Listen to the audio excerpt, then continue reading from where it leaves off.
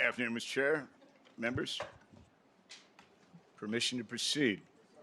All right, Mr. Chair, members, thank you for the opportunity to present SB 707, which will establish an extended producer responsibility program, generally referred to as an EPR program, to incentivize and expand the reuse and recycling of textiles in California under the regulatory auspices of Cal Recycle.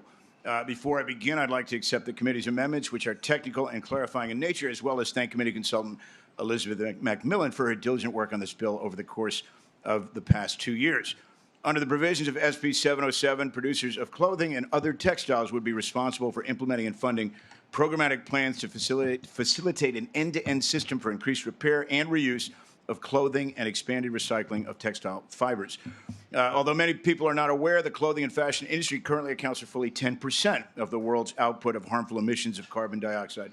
The recent rise of so-called fast fashion, with its focus on the marketing and sale of low-cost, low-quality garments that tend to go out of style with ever-accelerating speed, poses additional threats to the environment that are potentially both devastating and long-lasting. Here in California, textiles represent the fastest-growing component of our state's waste stream, currently accounting for approximately 3 to 5% of total waste and growing year over year. Further, despite the fact that 95% of the materials commonly found in apparel and textiles are actually highly recyclable, sadly, only around 15% of these materials are currently being recycled. In California, as elsewhere, thrift stores, charities, and clothing collectors have long served as a channel and market for textiles which remain reusable. Unfortunately, however, donated garments which are damaged or unusable typically end up either in California's landfills or make their way to overseas markets, often to parts of the world where there are insufficient recycling infrastructure or landfill safety standards, causing substantial damage to both the environment and to public health in those jurisdictions. Despite their best efforts under the current system for used textiles, thrift stores and clothing collectors do not have access to adequate resources or to systems which would facilitate the effective sorting and reuse of unsellable excess garments in ways that would make the economics of such efforts viable. Additionally, many producers who are interested in incorporating recycled fibers in the production of textile goods also lack access to cost-effective recycled materials at scale. Under the design of SB 707, the ensuing funds and infrastructure created by the program will allow thrift stores and clothing collectors to better access these resources, as well as provide an end market for recycling materials as the program grows and achieves economies of scale over the next decade. The state of California has a long and proud history as a leader in recycling models and technologies.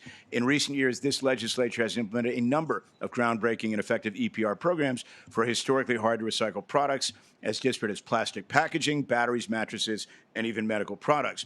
The common denominator in all of these programs is the application of thoughtful program designs which allow for the reduction of waste and the lessening of environmental harms by assigning a shared responsibility for end-of-life product management to the producers and other entities participating at each step of a product's value chain. A well-designed and effectively administered statewide textile EPR program has similar potential for the development and expansion of previously untapped or underutilized upcycled and recycled clothing and fiber markets, as well as for fostering ongoing efforts to encourage and facilitate the expanded repair and reuse of clothing and other textiles in California. In so doing, SB 707 will facilitate the transition to a much more sustainable, market-aligned circular economy for textiles, one which will not only benefit the environment, but also unlock new production and consumption opportunities, all at a relatively low cost to the state, to producers, and consumers alike. With me to testify on behalf of this legislation is Dr. Joanne Brash, Director of Advocacy and Outreach for the California Product Stewardship Council, and Jason Schmelzer with Shaw, Yoder, Antwi, Schmelzer, and Lang. I am respectfully asking for your aye vote today. Thank you, sir. You can begin. Thank you, Mr. Chair, members.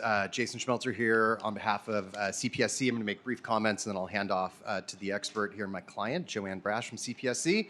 I just want to thank the committee for the hard work on the bill. Really appreciate everything that's gone into the amendments today.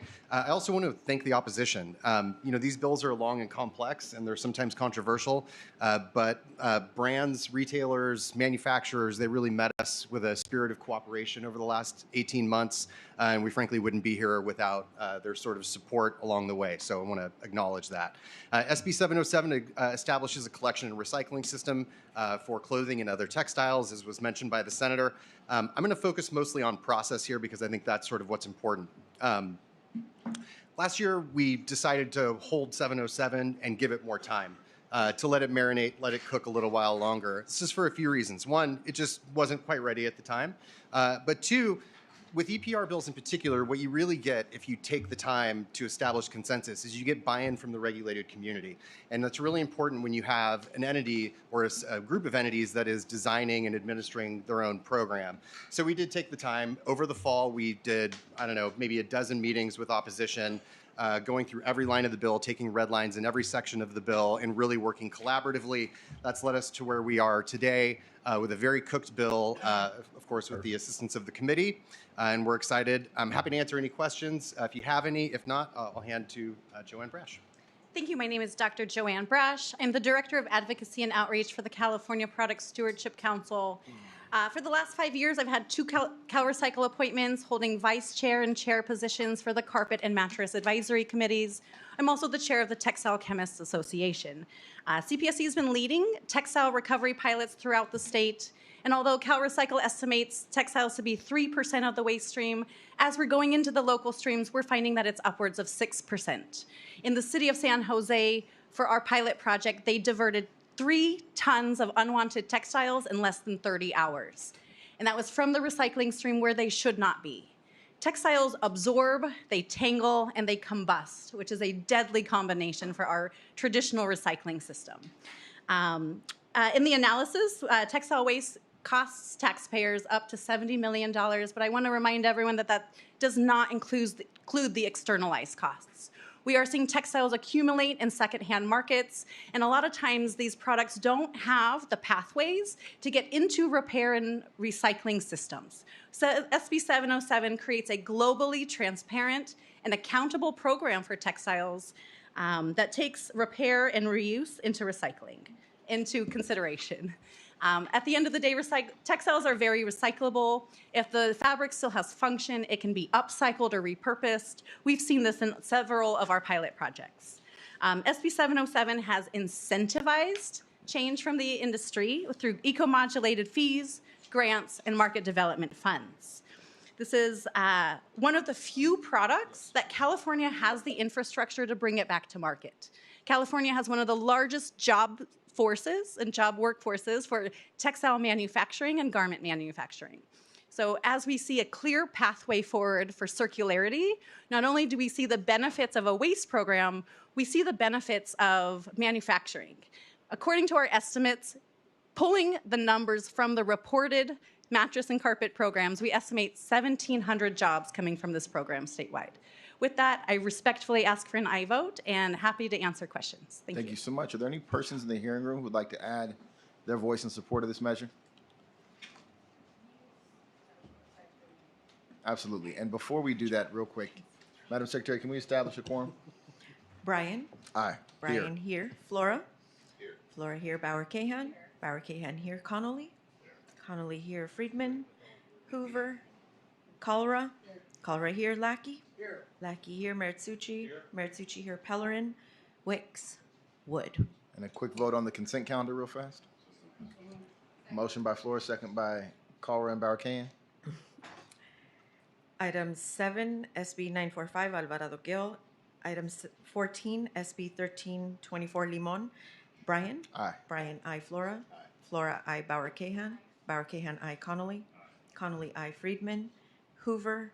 Kalra? Aye. Kalra, aye. Lackey? Aye. Lackey, aye. Meritsuchi? Aye. Meritsuchi, aye. Pellerin? Wicks? Wood. Thank you so much. You may begin. Good afternoon, Mr. Chair and members. Jennifer Rowe. Sorry, 1 second. We'll get that for you. Testing. Mr. Chair and members, Jennifer Rowe with Capital Advocacy on behalf of the Association of California Goodwills in support. Thank you. Thank you. Hey, chair members, this is Deb Zell of Please Return It Smart Labels for Circularity and Transparency in support of the bill. Thank you for seeing us. Ian Pun from Ambercycle. Just like to remind the group that 82 pounds are thrown away by the average American a year, so the opportunity to make a dent is fantastic. Thank you. Thank you. Name, organization, and position on the bill. Heather Podall on behalf of nonprofit Fiber Shed. Our position is support with amendments per our letter. Thank you. Jordan Wells on behalf of the National Stewardship Action Council and strong support. Thank you. Thank you. Hello, Sarah Boudreau with the City of Roseville in support. Good afternoon. My name is Livia Keene. I'm with the sponsor of the bill, CPSC. I've been asked to register support for the San Francisco Department of Environment and 5 gyres. Good afternoon, Lindsay Golohan with Capital Advocacy on behalf of the Resource Recovery Coalition of California in support. Crystal Reynes with Californians Against Waste in support. Good afternoon, Silvio Fur on behalf of Savers Value Village in support. Good afternoon, Teresa Cook on behalf of the City of Alameda in strong support. Thank you. Dylan Elliott on behalf of the City and County of San Francisco in support. Thank you. Melissa Romero, California Environmental Voters in support. Chair and members, Roman Vogelsang with the Parade and Company, speaking in support on behalf of our public services. Thank you. Josh Gauger on behalf of the counties of Santa Clara and Santa Barbara in support. Jacob Evans with Seattle, California in support. John Kennedy with Rural County Representatives of California in support, and also testifying on behalf of California State Association of Counties today. Thank you. Thank you. Are there any persons in opposition? Come on down.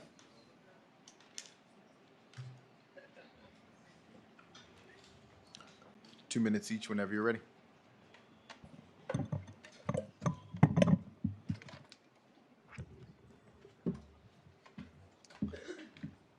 Good afternoon, Chair, members. Adam Regley on behalf of the California Chamber of Commerce in respectful opposition unless amended.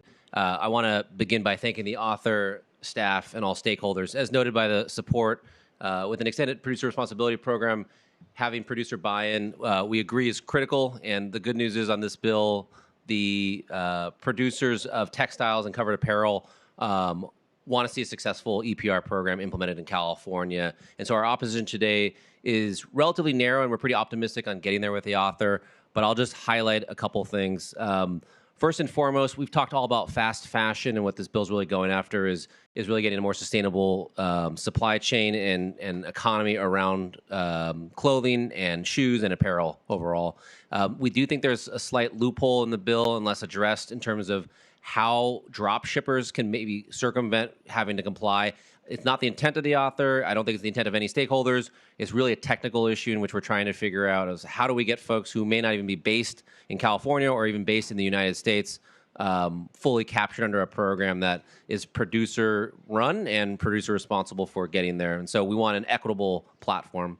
The second issue is really around the concept of what's intentionally added and what's not intentionally added on certain chemicals, in which if you're having a bill that requires you to recycle, effectively use textiles, and you grab those textiles and you want to put them in a new product and make new clothing, if there are legacy chemicals in those clothing that you did not add, we do not think you should have a prohibition or be banned for putting that textile back into the marketplace in which you didn't add that chemical. And so it's a real technical issue. We're trying to get around it, but I think it's fundamental that we do successfully address that issue, because you could ultimately have clothing that cannot be sold in California without addressing that. I've talked to the sponsor and the author. Everyone's on board with trying to get there. So our oppose unless amended is just currently where we're at. Again, this is a multi-year process. We really appreciate the author holding the bill last year. We really think there's been tremendous progress on where we were last year and where we are today. And we look forward to continuing that conversation. Thank you. Appreciate it. And also just for all of the witnesses in the room,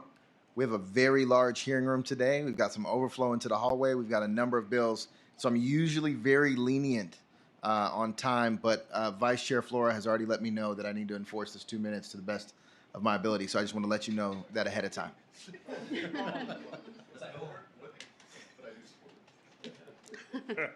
All right, well, I'll be real quick then. Thank you, Chair Bryan and members of the committee. Lauren Aguilar on behalf of the American Apparel and Footwear Association. We are the association that represents apparel and footwear manufacturers. AFA does believe that well-designed extended producer responsibility programs should play a crucial role in directing investments towards reuse, repair, and recycling. But as the chamber, Adam with the chamber, we are also in an oppose unless amended position, mainly because of the loophole that Adam did mention that exempts third-party sellers located outside of California who sell to California consumers directly by using online marketplaces and platforms. That loophole is particularly problematic because these sellers' products will still be collected and managed by the pro, meaning that the costs associated with these activities will be paid for by legitimate brands and retailers that are registered with the Producer Responsibility Organization, and it will cost a huge deal for those companies. So it would create a competitive disadvantage for our members. We also have a couple small concerns around the definition of producer and licensee and trademarks, as well as maybe putting some guardrails around CalRecycle's administrative costs. But I do want to stress again, we are so thankful for the author and the sponsors for continuously working with us, and we really hope we can get to some sort of support here in the near future. Thank you. Thank you so much. Are there persons in the hearing room who would like to register their opposition to this measure? Chair and members, Dean Talley with the California Manufacturers and Technology Association. With the great work and conversation with the author and this committee staff through the latest amendments, we're able to come off to neutral. Just want to put that on the record. Thank you very much. Well done. Kelly LaRue with Resilient Advocacy on behalf of the Textile Rental Services Association. There's a mention of it in the analysis, but we're hoping that folks in the supply chain that are laundering and reusing the textiles aren't caught up in the PRO. Thank you. Thank you so much. We'll now turn it to committee members. Assemblymember Colra. Thank you, Mr. Chair. First of all, I'd like to move the bill. I think that it is long overdue. I appreciate the mention of the pilot program in San Jose, but I think anywhere you are in this state, whether you look at the waste hauling, recycling, the side of the road, you name it, you will find textiles, and I think it's been a big hole in our conversation around waste and our waste stream. So grateful to the author for bringing this forward. I think it's a thoughtful timeline, and bringing all the stakeholders together. It's extremely complicated. I don't need to tell all of you that, and I would love to be added as a co-author. Yeah, happy to do that. Thank you. Rebecca Barracahan. Thank you, Mr. Chair. This is really an exciting bill because I think we all know that fast fashion is becoming our new reality, and it's really problematic for our waste stream. So I think this is a really incredible bill. I appreciate you working to include those online retailers because I think that's one of the biggest sources of fast fashion is actually the online marketplaces. But I will touch on one thing the Chamber said, which is the intentionally added chemicals. And I think it is critical for us to keep in mind that we have done incredible work in this legislature to remove things that are getting into our water that is carcinogenic, that is dangerous, and that if we allow that to continue to perpetuate through this program, that could be harmful to our communities. And so as you negotiate, I just want to make sure you know that that's something that we've done that I think we're proud of, and we should be careful not to exacerbate the problem. But with that, I'm happy to support it today. Let me respond real quickly by way of one, the intent, to your bill. You know, some of these things get very nuanced toward the end, and actually Dr. Brash can speak to this, I think, better than I, about how we are deliberately sort of approaching these remaining items with an eye on, especially on the timeline, but with respect for all of the work that's gone before it. Yeah, so rather than a prescriptive approach, we added two provisions, one in the needs assessment. So before the regulations are adopted, the infrastructure and investments needed to manage the chemicals will be done with CalRecycle's review and approval. And then in the plan, there's a provision that says what is found in the needs assessment does have to be reflected. Thank you. Absolutely. Thank you so much. Seeing no other questions or comments, and a motion by Senator Colra, a second by Senator Barracahan. Senator Newman, would you like to close? I would. So thank you for the consideration. Glad to add co-authors. Appreciate the support. This has been a 2-year bill, and not by accident. This is a complex issue in its own right, but it intersects as well with some of the good work that's gone before, particularly SB 54 from my colleague. And so an EPR system, as Mr. Schmelzer pointed out, only works if all of the participants in that value chain are equally invested and aligned. That's what we've endeavored to do, and we're going to continue working all the way through this process. We'll take additional meetings during the summer recess, working our way to appropriations in the floor to make sure that to the maximum extent possible, we take input to address any open items. I am respectfully asking for an aye vote. Thank you, Senator. This bill has a due pass record from the chair. Madam Secretary, can we call the roll? The motion is due pass as amended to appropriations. Bryan? Aye. Bryan, aye. Flora? Flora, no. Barracahan? Barracahan, aye. Connolly? Connolly, aye. Friedman? Hoover? Colra? Colra, aye. Lackey? Lackey, no. Meritsucci. Meritsucci, I. Pellerin. Wicks, Wood. We'll leave the roll open for absent members. Thank you. Thank you, members. Thank you, Chair. Senator Min, come on.